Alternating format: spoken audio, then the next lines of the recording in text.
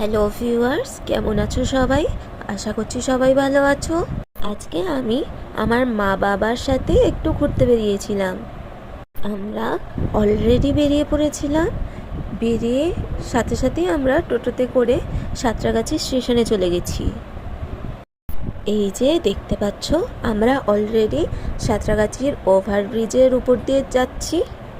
আমরা আজকে যাচ্ছিলাম করুণাময়ী বিধাননগরে, বাংলার তাঁতের হাটে। অলরেডি আমরা হাওড়া যাওয়ার জন্য ট্রেনে উঠে পড়েছি। ট্রেনে ওঠার কিছুক্ষণের মধ্যেই ট্রেন ছেড়ে দিয়েছিল।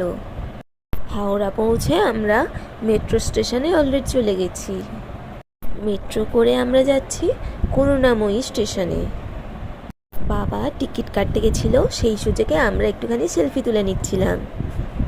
তারপর আমরা সবাই মেট্রোর জন্য অপেক্ষা করছিলাম।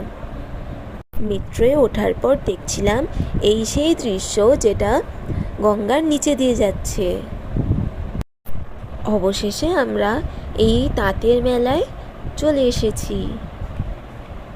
তারপর আমরা সবাই মিলে ভিতরে ঢুকে গেছিলাম। ভিতরে ঢোকার পর দেখলাম বেশ সুন্দর জায়গা। এই কাঠের জিনিসগুলো দেখো কি সুন্দর না? যেটার জন্য এসেছিলাম সেটা হলো শাড়ি।